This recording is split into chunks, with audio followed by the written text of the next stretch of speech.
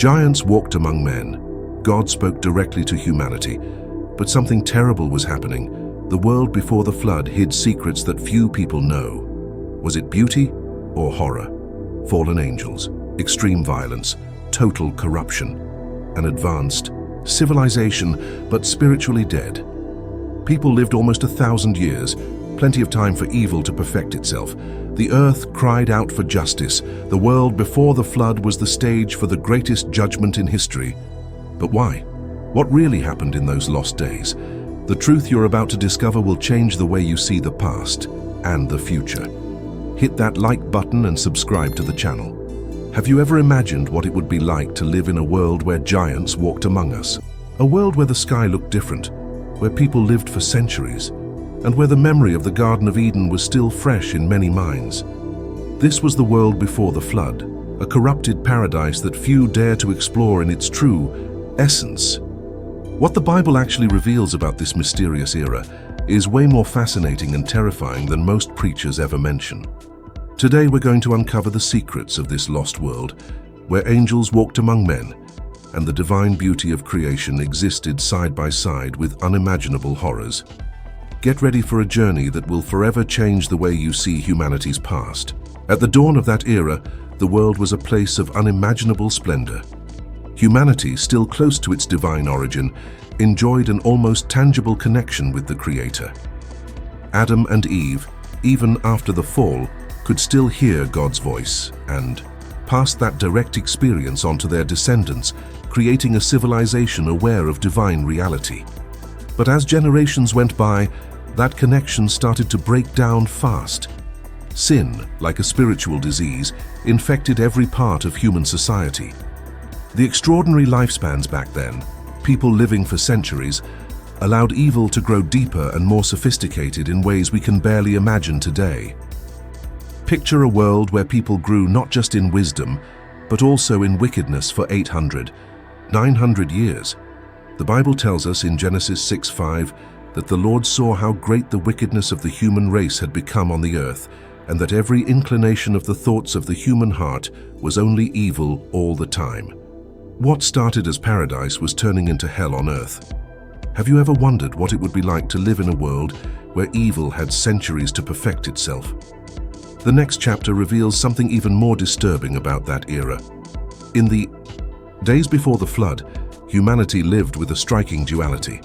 On one hand, the memory of Eden was still a first or second-hand story, not some distant myth, but a lost reality that grandparents described to their grandkids with vivid details about glowing trees and crystal-clear rivers. On the other hand, that same land was being taken over by beings that defied imagination. The Nephilim, described in Genesis 6:4 as heroes of old, men of renown. These giants, born from the forbidden union between fallen angels and human women, had superhuman strength, intelligence, and wickedness, becoming feared and worshipped rulers. The pre-flood world was, in a way, a living paradox, gorgeous in its nature, still close to its original perfection, but terrifying in its social structure, ruled by beings that shouldn't even exist. Imagine magnificent cities built by giant hands, where oppression and idolatry were the norm, not the exception. What happens when celestial beings directly interfere in human affairs? In the next chapter, we'll find out how God was still trying to reach that corrupted humanity. Even as humanity sank deeper into corruption, God didn't completely abandon His creation. He still spoke directly to certain people, showing that His desire for connection remained, even with all the rebellion. When Cain killed Abel, it was God Himself who confronted him, asking, "Where is your brother?" With Enoch, that divine communication reached its peak in that era. Genesis 5:24 simply says, "Enoch walked with God. Then he was no more because God took him away." Imagine a relationship so deep that it didn't end in death but in a direct transition to God's presence, a powerful testimony to that generation that God was still accessible. Noah, in turn, found favor in the eyes of the Lord and got detailed instructions to build the ark. It wasn't some distant voice or vague feeling. It was clear, specific communication, showing that even when judgment was about to fall, divine mercy still offered a way out for those willing to listen. If God was still speaking so clearly, why did so few people listen? The answer might lie in the two human lineages that defined that era. Pre-flood humanity split into two distinct lineages, each representing opposite spiritual paths. Cain's descendants, marked by their ancestors' rebellion, built the first cities and developed new technologies, but they did so far from God's presence. Genesis 4 shows us how they created musical instruments, metal tools, and a materially advanced civilization, but one that was spiritually empty. In contrast, Seth's lineage, the son who replaced Abel, is described in Genesis 4:26 as the one where people began to call on the name of the Lord. This genealogy, detailed in chapter 5, produced men like Enoch, who walked with God, and Noah, who was a righteous man, blameless among the people of his time. The clash between these two lineages wasn't just ideological, it was physical. Over time, the sons of God, possibly the faithful descendants of Seth, started marrying the daughters of men from Cain's line, blurring the spiritual boundaries and speeding up the widespread corruption that would bring about divine judgment. What happens when heaven and earth mix in forbidden ways? The angelic influence in that era reveals secrets that most preachers won't even touch. Back in pre-flood times, the veil between the spiritual and physical worlds was thinner than it would ever be again. Angels loyal to God showed up as messengers and protectors for those still seeking righteousness. Ancient traditions even suggest that some, like the angel Lila, were assigned to guard the just from the growing evil. But in stark contrast, fallen angels led by Lucifer operated openly among humans. The Book of Enoch, though not part of the biblical canon, gives us glimpses of this reality, describing how these beings taught people forbidden knowledge, metalworking for weapons, cosmetics for seduction, witchcraft, and astrology to pull hearts away from God. This transfer of celestial knowledge into corrupt human hands turbocharged technological progress, but also moral decay. Imagine a society with advanced tech but zero divine ethics, capable of incredible feats, but driven by the worst instincts.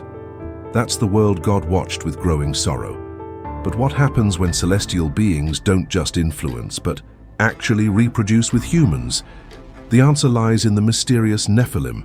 In those days there were giants on the earth, says Genesis 6:4, and also afterward, when the sons of God went to the daughters of men and had children by them. These were the Nephilim, hybrid beings with extraordinary strength and size, whose Hebrew name suggests the fallen, or those who make others fall. They weren't just really tall humans, they were a corruption of God's created order. These giants became heroes of old, men of renown, rulers, warriors, and objects of idolatrous worship.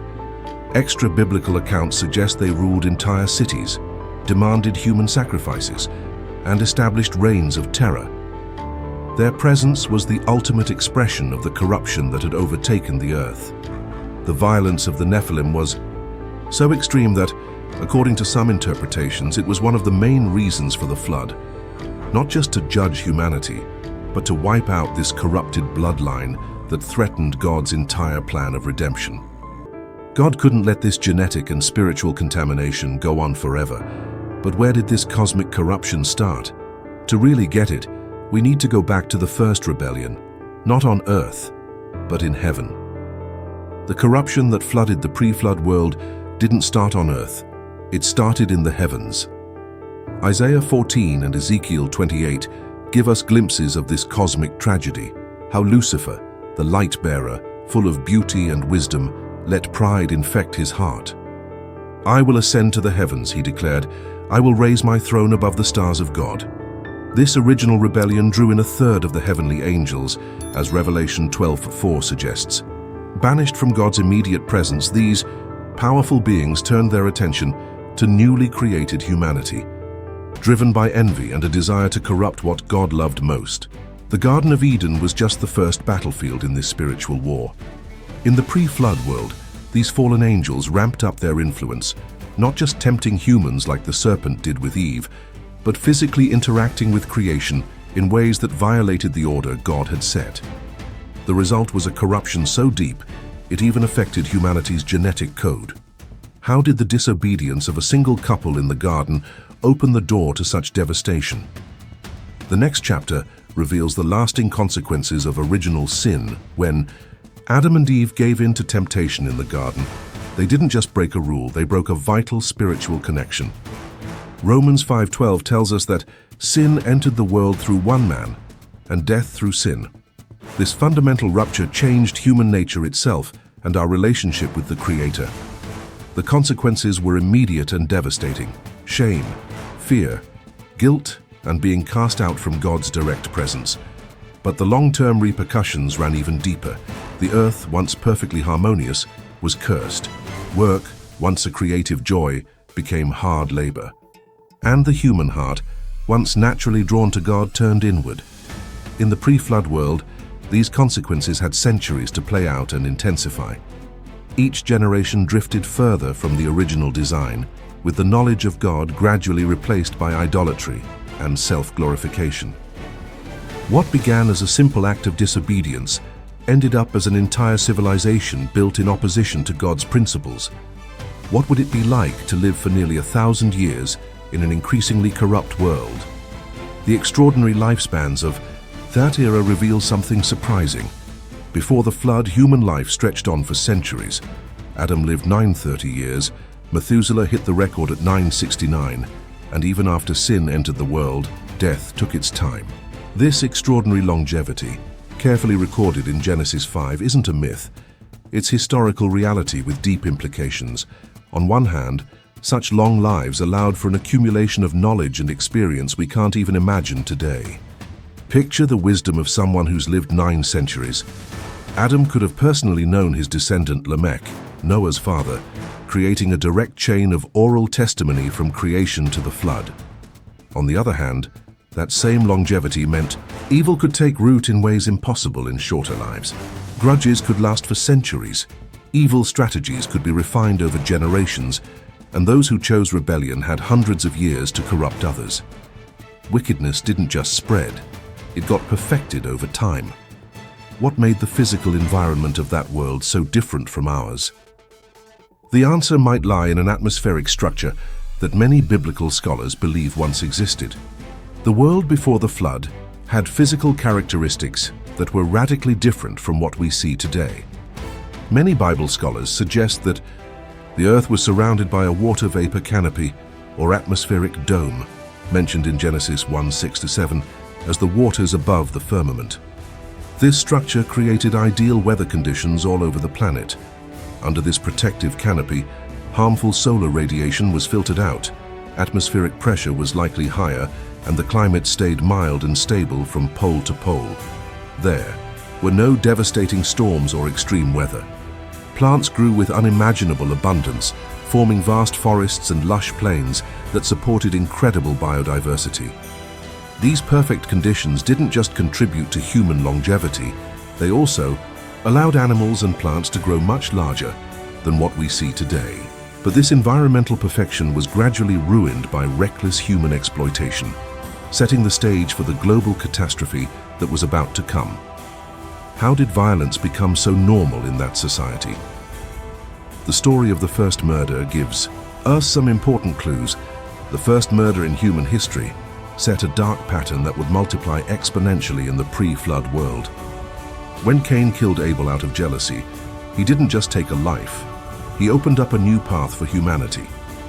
Am I my brother's keeper? His cynical question became the unspoken motto of a civilization that was growing more selfish and violent by the day. God marked Cain not just as a punishment, but also as a form of protection, showing that even in his judgment there was mercy. Still, the seed of violence had been planted. Lamech, a descendant of Cain, bragged, "I killed a man for wounding me, a young man for striking me."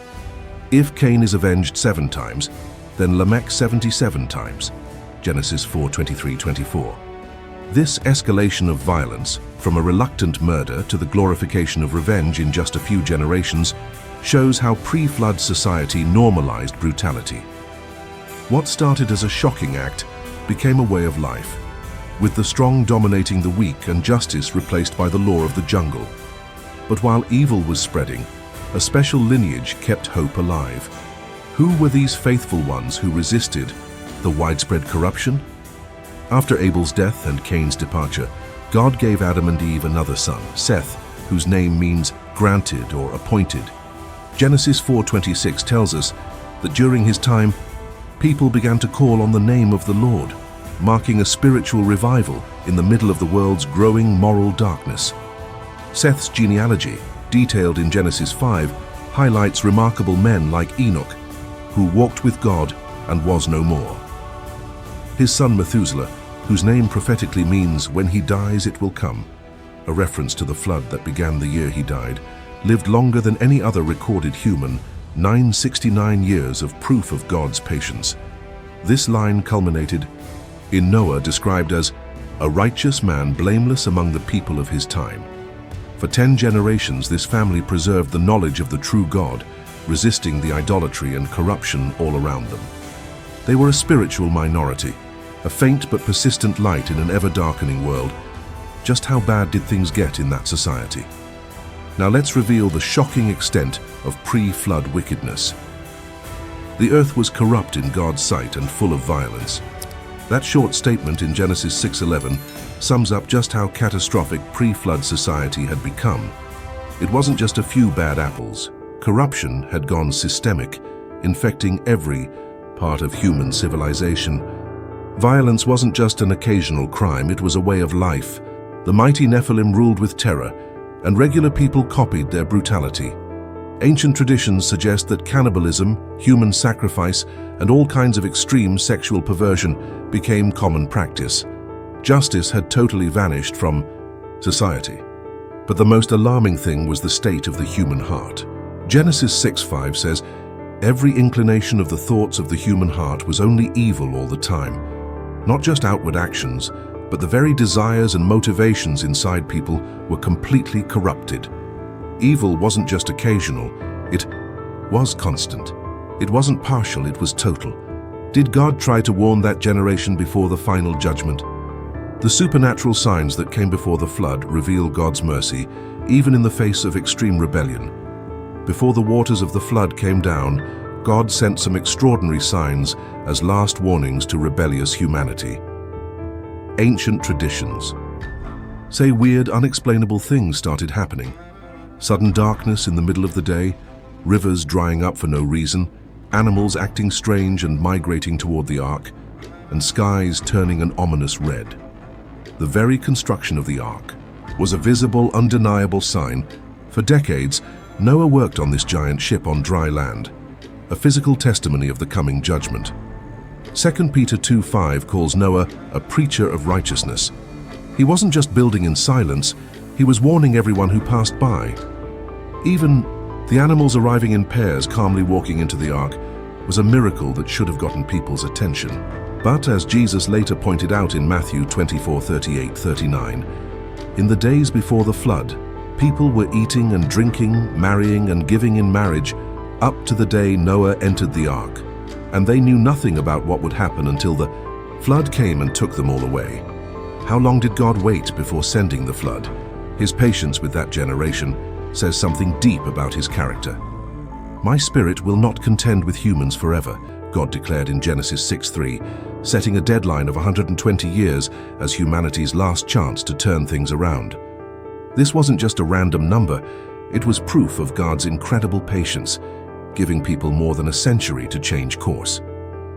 During this time, Noah didn't just build the ark, he preached non-stop.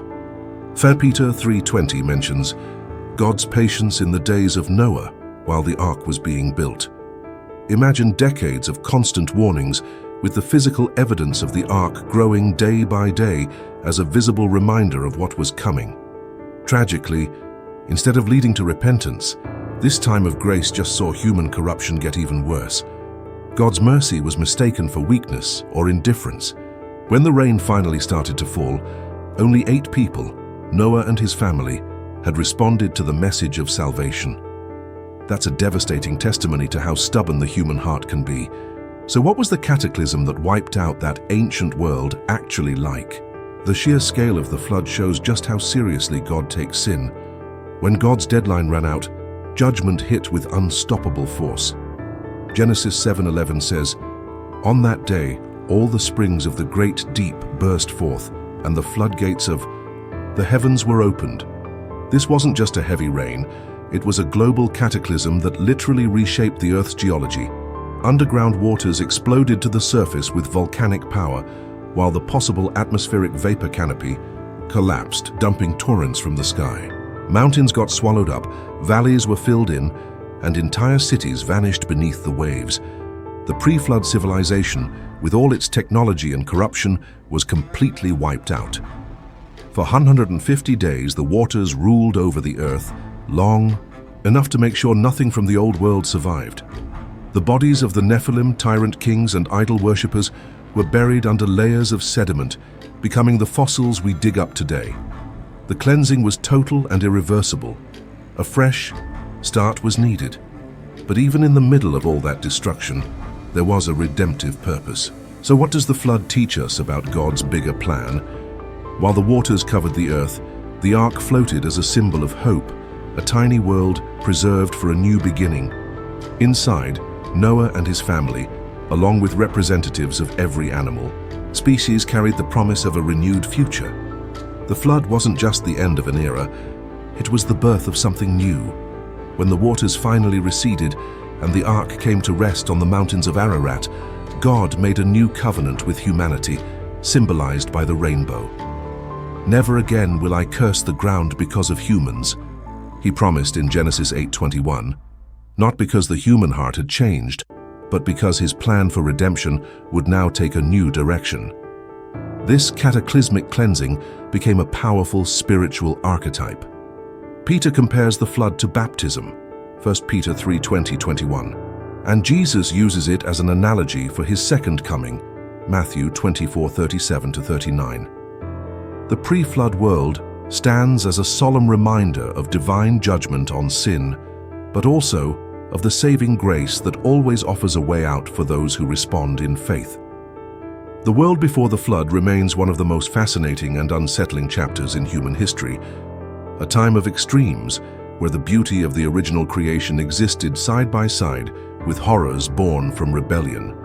This lost era teaches us that technological progress without moral growth always leads to destruction, and that God's patience, though immense, does have its limits. Today, we're living in days that Jesus compared to the days of Noah, a time when everything seems normal on the surface, but underneath, there's deep spiritual corruption. The lesson from the pre-flood world still echoes through the ages. God always offers a way out before judgment comes, but that path takes faith, obedience, and the guts to stand out. Like Noah, we're called to live with integrity in a world that's lost its way, trusting in God's promises even when the skies are still clear. If this message spoke to your heart, don't forget to hit like and share this video with someone who needs to hear these truths. And in the comments, drop the phrase "God is with us" to help strengthen our community of truth seekers.